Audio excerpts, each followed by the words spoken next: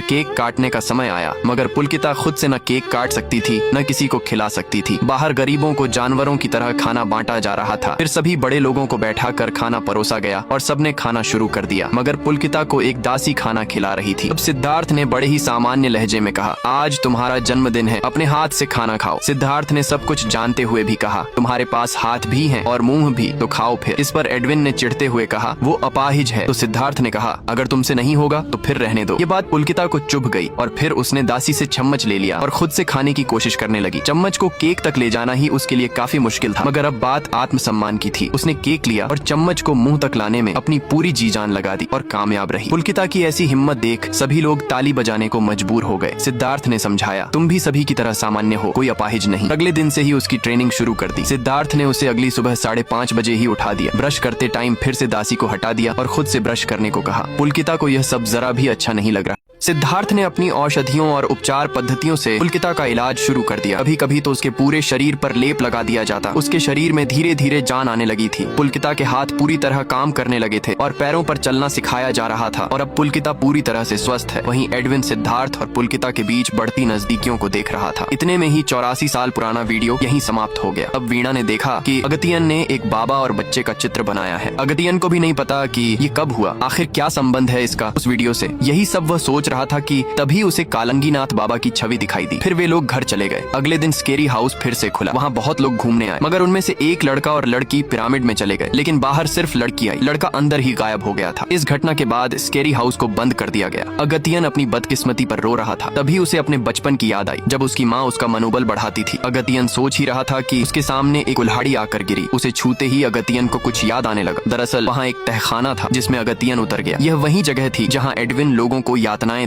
अगतियन वहाँ घूम ही रहा था कि तभी अचानक ऊपर से कोई गिरा। अगतियन ने देखा तो यह वही लड़का निकला जो गायब हो गया था। उसने देखा कि वीणा भी वहीं मौजूद है, मगर वह सामान्य प्रतीत नहीं हो रही थी। उसने खुद को पुलकिता बताया और यहाँ से चले जाने को कहा, पर जब अगतियन ने मना कर दिया तो उसने अपना असली रूप दिखाया। पुलकिता की आत्मा वीणा के शरीर में आ गई थी। अगतियन ने देखा कि वीणा के हाथ में एक पुरानी किताब है, जो कि उसे खुद भी याद नहीं कि यह कहाँ से आया। उसे पढ़ते ही पता चला कि यह सिद्धार्थ की डायरी है। सिद्धार्थ द्वारा पुलकिता को स्वस्थ करने के बाद पुलकिता ने सिद्धार्थ का इंटरव्यू लिया। तब उसने बताया कि उसके पिता एक वैद्य थे और उसकी माँ वही देवी। उसके पिता सिद्ध औषधियों के झाता थे। जब स्पेनिश फ्लू फैला तब उन्होंने अपनी दवा पेश की, परंतु दुनिया ने उसे अस्वीकार कर दिया और सिद्ध विद्या का ऐसा अपमान देख उन्होंने अपने प्राण त्याग दिए। तब सिद्धार्थ ने संकल्प लिया कि वह दुनिया को इसकी शक्ति का प्रदर्शन कराएगा, और वह मौका आया भी। दूसरे विश्व युद्ध के दौरान हड्डियों के कैंसर से जूझ रहे लोगों के उपचार के रूप में सिद्धार्थ ने सिद्ध औषधि का सुझाव दिया, पर अंग्रेजों ने कहा यह क्या बकवास है। लेकिन महारानी उससे प्रभावित हुई। फ्रेंच महारानी ने उस औषधि को दुनिया भर में पहचान दिलाने का वचन दिया और उसे बनाने के लिए एकमात्र जड़ी बूटी भारत में ही उपलब्ध थी। सिद्धार्थ ने स्पष्ट किया कि यह दवा किसी को भी मरने से बचा सकती है। लेकिन आगे क्या हुआ, अगतियन को यही जानना था। हालांकि वीणा ने उसे इस मामले से दूर रहने की सलाह दी। तब अगतियन ने अपनी माँ के बारे में बताया, जो बरसों से हड्डी के कैंसर से पीड़ित है और अपनी याददाश्त भी खो चुकी है। यदि सिद्धार्थ की तैयार की गई वह दवा मिल जाए तो शायद माँ ठीक हो पाएगी। तभी वहाँ पुलकिता की आत्मा प्रकट होकर उन्हें भगाने लगी और फिर अचानक जमीन से एक विचित्र ताबूत बाहर आया। ताबूत से एडविन का शक्तिशाली भूत बाहर आ गया, जिसने पहले फ्रेंच में कुछ बड़बड़ाया, फिर उन दोनों को सीधे बंगले से निकाल दिया। मगर अगतियन तब भी वहाँ से नहीं हटना चाहता था। अभी खबर आई कि उसकी माँ की हालत बहुत खराब हो गई है। तब अगतियन को वे खुशहाल पल याद आने लगे जब सब कुछ ठीक था। फिर कैंसर ने सारी खुशियाँ ले ली। अगतियन को ऐसा लगा जैसे डॉक्टर ने सिद्ध विद्या का नाम लिया हो। और अजीब बात थी कि वहाँ उस बाबा की फोटो रखी थी जो उसे दिखाई दिए थे। अगले पार्ट के लिए वीडियो को लाइक करें।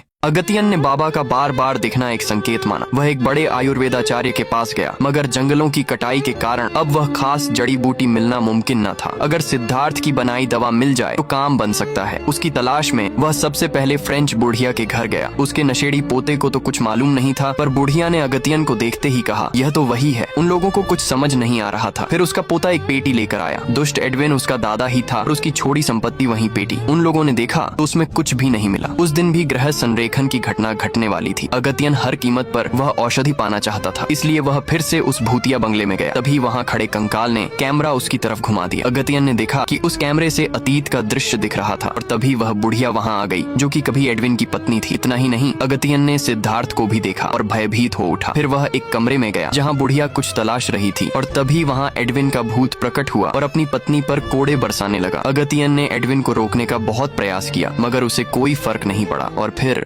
बुढ़िया ने एक डिब्बा निकाला और अगतियन की तरफ फेंक दिया। यह देखकर एडविन का कोड़ा अगतियन पर भड़क उठा और खुद को बचाने के लिए अगतियन ने खिड़की से छलांग लगा दी। लेकिन यह सब केवल एक सपना था। अगतियन ने फिर से पेटी खोली और वही डिब्बा पाया। उसके अंदर एक वॉइस सिलेंडर था। उसे रिकॉर्डर में लगाकर सुना तो पता चला सिद्धार्थ सिद्ध औषधि बनाने के काम पर लग चुका था और इसके लिए वह जंगलों में घूम घूम कर जड़ी बूटियां इकट्ठी कर रहा था। आयुर्वेद और अपने अर्शियों पर उसका भरोसा मजबूत था। एक दिन एडविन काम देखने आया और वहाँ जड़ी बूटियां देखकर बोला, यह सब क्या कचरा है। उसे भारतीय चिकित्सा पद्धति पर बिल्कुल विश्वास नहीं था। सिद्धार्थ का यह सुनकर खून उबलने लगा। उसने एडविन से कहा, अपनी जुबान पर लगाम दो। एडविन ने वहाँ से निकलकर सीधे घर जाने के बजाय कुछ शरारत करने का सोचा। उसने बंदूक उठाया और वहाँ काम कर रहे हाथी पर गोली चला दी, जिससे गजराज का गुस्सा 7वें आसमान पर पहुँच गया और वह एडविन की तरफ क्रोधित होकर आगे बढ़ने लगा। यह देख सारे लोग वहाँ से भाग निकले। एक पल में एडविन की सारी दादागिरी धरी रह गई। गुस्सैल हाथी एडविन पर हमला करता, उससे पहले ही सिद्धार्थ बीच में आ गया।